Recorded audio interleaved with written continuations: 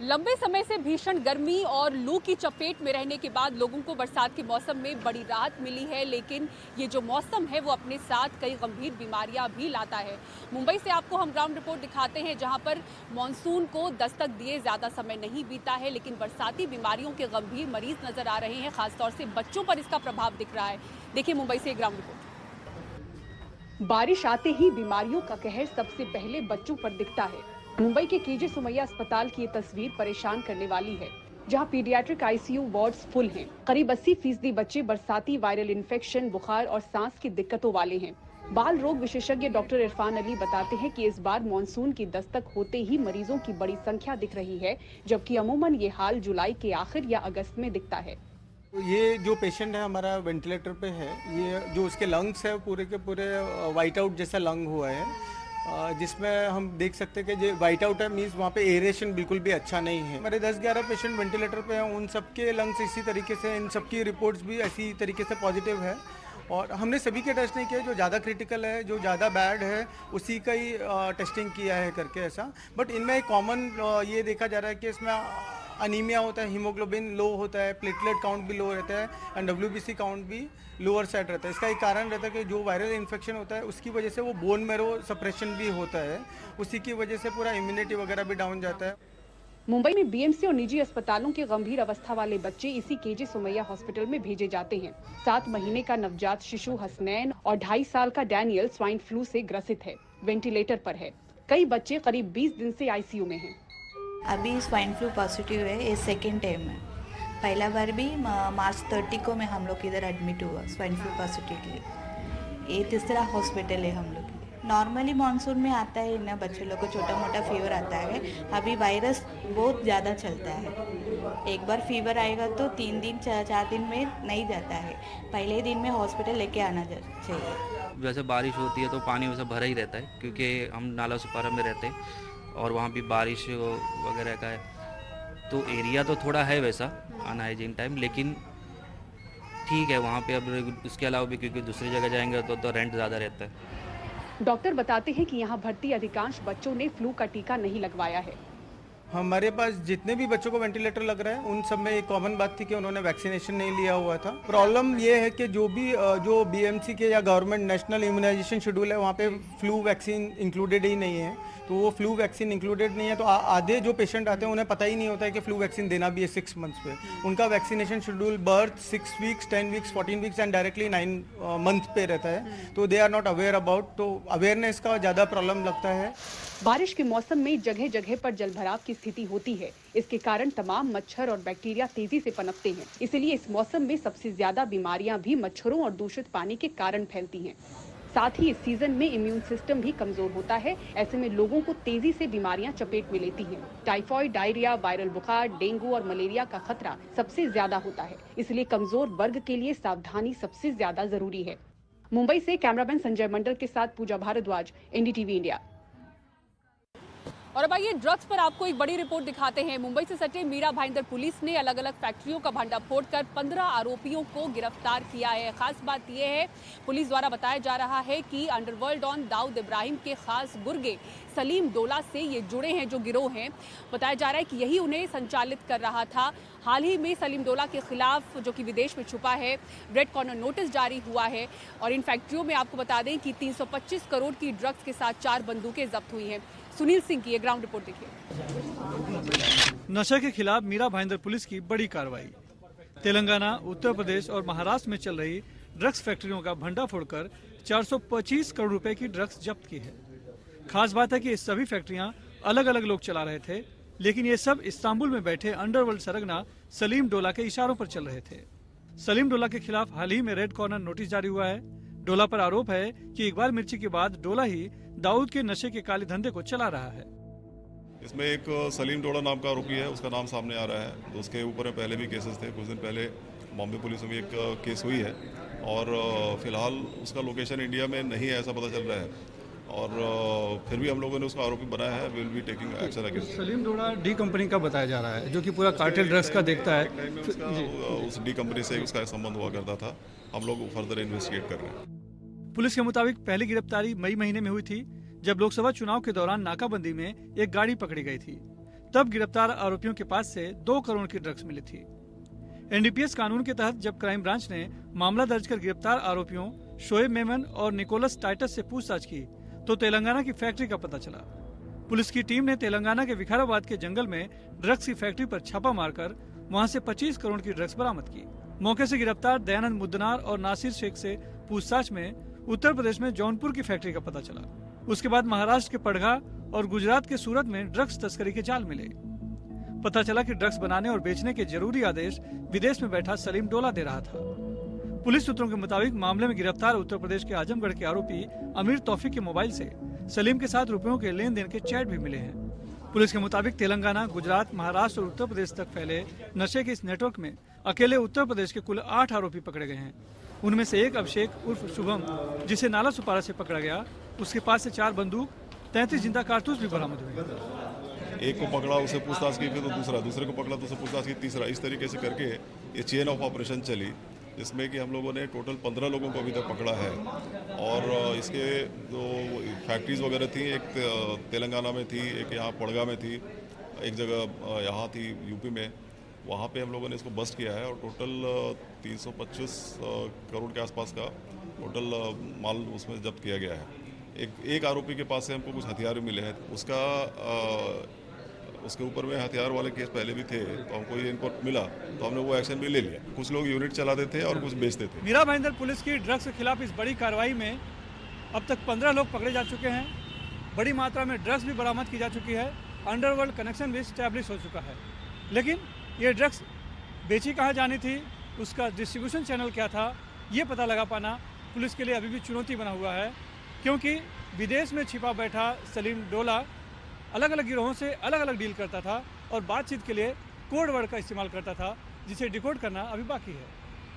मीरा भाईंदर से कैमरामैन दिग्विजय के साथ सुनील सिंह, एनडीटीवी इंडिया के लिए। दिखाते हैं आपको हादसे वाली जगह से लेकर बाबा की क्राइम कुंडली पर ये ग्राउंड रिपोर्ट।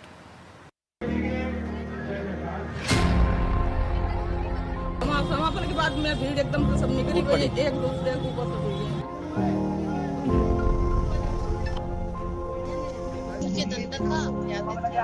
गिरा, फिर उसके ऊपर गिरते चले गए।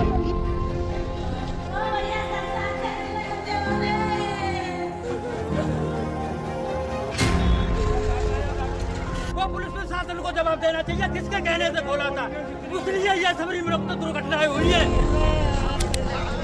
इसी पंडाल के नीचे गुजरे वो जानलेवा 1 घंटे, जिनमें सत्संग से निकलते लोग कुचलते चले गए।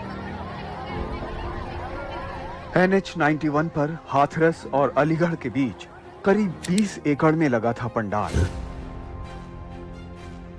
लाखों लोगों के आने की उम्मीद थी, लेकिन उनके आने जाने के लिए कोई एंट्री एग्जिट गेट नहीं, कोई बैरिकेडिंग नहीं, खाने पीने के इंतजाम, न पंखे के और न ही पर्याप्त पुलिस बल या 5 एम्बुलेंस। इसी पंडाल में मंगलवार को सत्संग चल रहा था। कथित बाबा भोले उर्फ नारायण साकार हरि उर्फ सूरजपाल यहाँ दोपहर करीब 12:30 बजे पहुंचा और 1:30 बजे यहाँ से निकलने लगा। NH 91 पर पहले जाम लगाए खड़े उसके लाखों श्रद्धालु उसके पैरों की मिट्टी लेने के लिए टूट पड़े, लेकिन पुलिस की माने तो बाबा के लठ लेकर खड़े सेवादारों ने उन्हें डंडों के बल पर रोकने की कोशिश की। इसी बीच कुछ लोग इस खेत में गिर पड़े। FIR के मुताबिक जो सेवादार हैं वो डंडों से लोगों को रोक रहे थे और इसलिए लोग एग्रेसिव हो गए और लोग जो है बाबा के पास जाना चाहते थे। यानी कि बाबा के पास जाने का इस कदर पागलपन था कि लोग बाबा की गाड़ी पर टूट पड़े और उसी दौरान भगदड़ हुई। तो पुलिस ने इस मामले में केस दर्ज कर लिया है, लेकिन FIR में जो बाबा हैं वो आरोपी के तौर पर नहीं है और अब तक किसी को भी उत्तर प्रदेश पुलिस किसी भी आरोपी को अब तक गिरफ्तार नहीं कर पाई है। इन सब के बीच बाबा निकल गया, लेकिन भगदड़ में 121 लोगों की मौत हो चुकी है और 35 लोग घायल हैं। हैरानी की बात यह है कि इस पूरे मामले में दर्ज पुलिस केस में बाबा का नाम नहीं है। पुलिस ने बाबा के खिलाफ नहीं, उसके प्रमुख सेवादार देव प्रकाश मधुकर और अन्य के खिलाफ BNS की धारा 105, 110, 126(2), 223, 238 के तहत मामला दर्ज किया है। इस मामले में साजिश के एंगल से भी जांच की जा रही है। ये बात मुख्यमंत्री योगी ने कही, जो खुद बुधवार को हाथरस में रहे। अगर हादसा भी है तो उसके पीछे कौन जिम्मेदार है, और अगर वह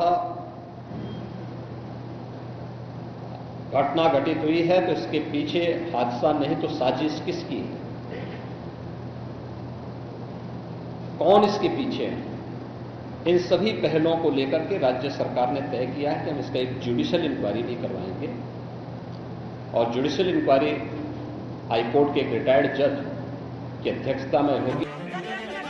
हाथरस के सिकंदरा राव थाने में दर्ज एफआईआर के मुताबिक सत्संग में 80,000 लोगों के आने की जानकारी दी गई थी, लेकिन करीब 2.5 लाख लोग आ गए, इसलिए व्यवस्था बिगड़ गई। जीटी रोड जाम हो गया था। 1:30 बजे जब बाबा निकला तो लोग उसके पैरों की धूल लेने के लिए टूट पड़े। सेवादारों ने डंडों से लोगों को रोका, सेवादारों ने सहयोग नहीं किया। चौंकाने वाली बात यह है कि इतने लोगों का क्राउड मैनेजमेंट संभालने के लिए मौके पर केवल 40 पुलिसकर्मी थे। हादसे के वक्त मौजूद लोग बेकाबू और बाबा के लिए पागल भीड़ के बारे में चश्मदीद क्या कहते हैं, सुनिए। मैं वहाँ बैठा था बाबा के पास ही। बाबा यहाँ से आध 1 घंटा वचन दे के चले गए। कोई यहाँ के वहाँ से गाड़ी आई है उनकी, वो गाड़ी बाबा चले गए, उनके आधा घंटा के बाद हादसा हुआ है। जनता भीड़ निकली है जनता, तब हादसा हुआ है। बाबा के जाने के बाद हादसा हुआ है। सिकोड़ी लगे, सिकोड़ी पार के, सिकोड़ी पार करके जनता रुकी ना है, जनता घुसी चली गई है। बाबा तो आधा घंटे पहले निकल चुके हैं यहाँ से। ये निकलने के बाद जब हादसा हुआ है। कितने लोग होंगे यहाँ पर? यहाँ लोग तो कम से कम मान लो 1 लाख के करीब था। 1 लाख के करीब था। भर रहा था, मतलब ये था, ये भर रहा था। जैसे कि बाबा निकलने के बाद आदमी नहीं था, ज्यादा लोकल आदमी होता तो और ज्यादा भीड़ उड़ती। इसे बाहर के देश विदेश के आदमी थे। तो जितने लोग थे उसके मुकाबले व्यवस्थाओं के लिए पुलिस कम थी, सेवादार कम थे। पुलिस कम थी, सेवादार तो बहुत थे। पुलिस प्रशासन बहुत कम था, बहुत ही ज्यादा कम था। जो बाबा की तरफ से सिक्योरिटी गार्ड थे ना, वही लोग थे मात्र। और सिक्योरिटी वो जो पुलिस प्रशासन की बहुत कमी थी। और पुलिस प्रशासन होता तो यहाँ पर रुकावट होती सके, और यहाँ रुकावट होती तो ऐसा हादसा नहीं होता।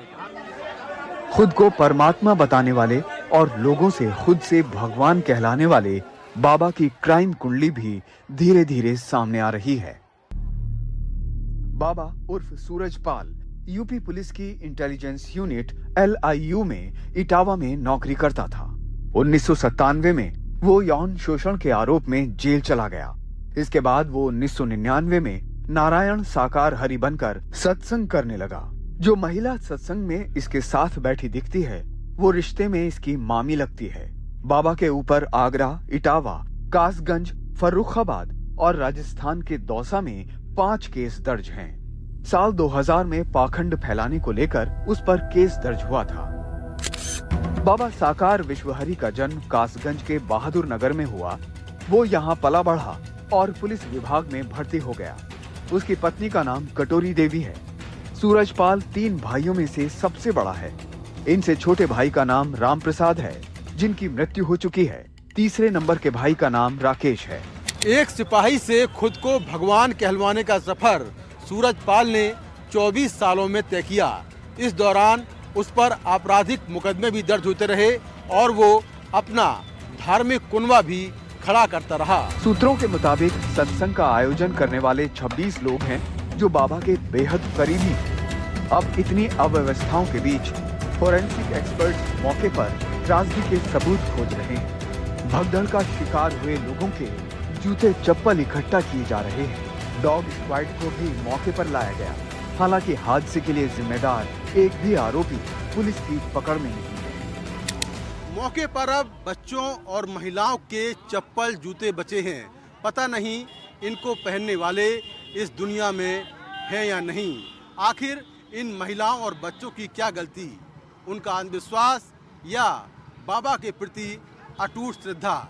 वैसे भारत में ऐसे धर्मगुरुओं की लंबी लिस्ट है जिनके कारनामों से उनके भक्तों का विश्वास टूटता रहा है। बाबा भोले भी उन्हीं में से एक हैं। अब देखना होगा कि बाबा और उनके जो करीबी हैं उनके खिलाफ क्या कार्रवाई होती है।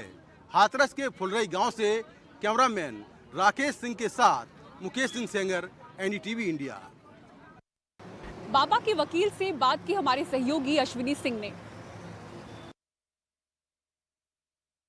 इस वक्त हमारे साथ हैं सूरजपाल सिर्फ और भोले बाबा के वकील एपी सिंह जी। सर बहुत बहुत शुक्रिया एनडीटीवी से बात करने के लिए।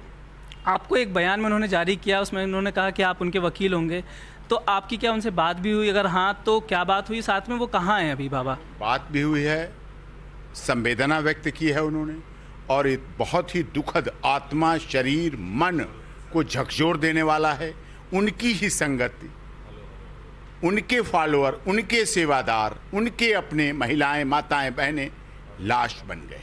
इंजर्ड जो हैं, घायल हैं, उनके शीघ्र स्वस्थ होने की कामना के साथ साथ उनको किसी तरह की कोई व्यवस्था में कमी ना हो, चाहे धन की व्यवस्था हो, दवाओं की व्यवस्था हो, वाहन की व्यवस्था हो, ये व्यवस्था की मांग की। तीसरी, जो लाशें हैं, लावारिश लाश ना जाए, लाश अंतिम संस्कार उसका घर में, उसके परिवार में, उसके लोगों के साथ हो, ये प्राथमिकता रही है कल से आज तक। सर 121 लोग मरे और 24 घंटे बाद एक बयान जारी किया, इतना लेट क्यों, इतना देर से? देखिए, नारायण साकार हरि जी के पास, आपने भी देखा, एनडीटीवी के लिए आप कवर करते हैं, वरिष्ठ पत्रकार हैं, आपका चैनल पूरी दुनिया में देखा जाता है। क्या आपके पास कोई नारायण साकार हरि का इंटरव्यू है? नहीं है। क्या कोई उनका चैनल है? क्या कोई उनका यूट्यूब है? सोशल साइट्स है, फेसबुक है, पेज है, इंस्टाग्राम है, ट्विटर है? जो मोबाइल ही नहीं रखते खुद, तो वो क्या करते? तो 121 लोग जान गई कहीं, लापरवाही के लिए जिम्मेदार कौन इस समय? लापरवाही, देखिए, घटना हुई, दुखद घटना हुई, हमारे लोगों की जान गई, वो हमारे तो थे, हमारे कार्यक्रम, लेकिन कुछ एंटी सोशल एलिमेंट्स थे जिन्होंने प्लान के तहत, जब नारायण साकार हरि अपना मंच पर समापन करके चले गए, क्योंकि उनके आने का रास्ता अलग होता है। मंच में पीछे से चढ़ते हैं, कालीन बिछी होती हैं, ऊपर ब्रह्मवाणी सुनाते हैं और उसके बाद वापस चले जाते हैं। कहीं चरण छूने का कोई प्रावधान नहीं है। आपने हमारे ऑफिस में भी देखा है, पैर छूना मना है। आप 80,000 85,000 का परमिशन लिया गया, 2.5 लाख लोग आए, ये गलती हुई, ये भूल चूक हुई? इस बात को मैं इस तरह से स्वीकार करने की इच्छुक हूँ, क्योंकि फरवरी से अभी तक आचार संहिता लगी थी, चुनाव की आचार संहिता, और नारायण साकार हरि जी कानून में विश्वास रखते हुए कोई भी गैर कानूनी बात नहीं करते। 100 सत्संग रुका हुआ था, कहीं सत्य का साथ नहीं हो रहा था, क्योंकि आचार संहिता लगी थी, कहीं किसी को न बुलाना, न चलाना, न कोई कुछ नहीं था। वो तो उसकी वजह से भीड़ हो सकता है अधिक आई हो, सफोकेशन हो गई हो, मैं इस बात को मानता हूं, लेकिन आस्था श्रद्धा के आगे अब इस बात में तो है कि हो, लेकिन परमिशन ली गई, परमिशन से कुछ अधिक संख्या, लेकिन कभी भी ऐसी घटना नहीं घटी। अगर आप कह रहे हैं कि बाबा निर्दोष हैं, तो पुलिस के सामने अभी तक आए क्यों नहीं, पब्लिक में क्यों नहीं आए? पुलिस उनको ढूंढ रही है। देखिए, पब्लिक में जाने के लिए पुलिस की मनाही है, पुलिस सुरक्षा में है, कहीं कोई भागने वाले व्यक्ति तो कह रही गायब है, मैनपुरी के उनके